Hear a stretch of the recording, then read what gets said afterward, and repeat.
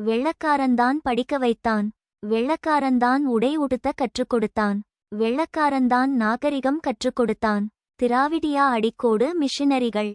கூவல். ஒரு பிரிட்டிஷ் வணிகரை தன் முதுகில் சுமந்து செல்லும் வங்காளப் பெண்மணி.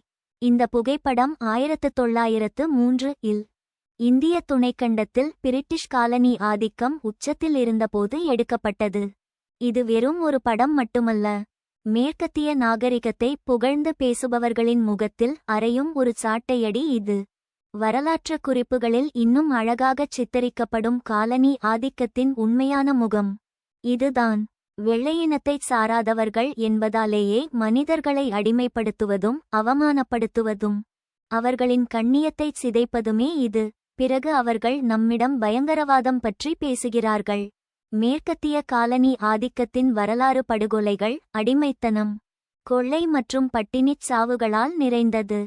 ஆனால் தங்கள் கண்ணியத்திற்காக போராடும் ஒடுக்கப்பட்ட மக்களின் போராட்டத்தையே அவர்கள் பயங்கரவாதம் என்று சுருக்கிவிடுகிறார்கள். இந்தியாவில் பிரிட்டிஷ் காலனி ஆதிக்கம் நிகழ்த்திய கொடூரங்களின் விளைவுகள், அதாவது படுகொலைகள், பட்டினிச்சாவு, கொள்ளை மற்றும் மனிதநேயமற்ற போக்கு இன்றும் கண்கூடாகத் தெரிகின்றன. லட்சக்கணக்கானோர் கொல்லப்பட்டனர், செல்வம் கொள்ளையடிக்கப்பட்டது, தலைமுறைகள் வேரறுக்கப்பட்டு இடம்பெயரச் செய்யப்பட்டனர். இவை அனைத்தும் ஒரு போலியான அறிவொளி என்லைட்டன்மெண்ட் என்ற பெயரால் நிகழ்த்தப்பட்டன. பகிர்வு. Only the white man made me read. The white man taught me how to dress. The white man taught me decency. திராவிடியா அடிக்கோடு மிஷினரிகள். The hoops. A Bengal woman carrying a British businessman on her back. This photo was taken in 1903 when the British colony dominated the Indian subcontinent. It is not just a movie. This is a whip that slaps on the face of those who praise Western civilization.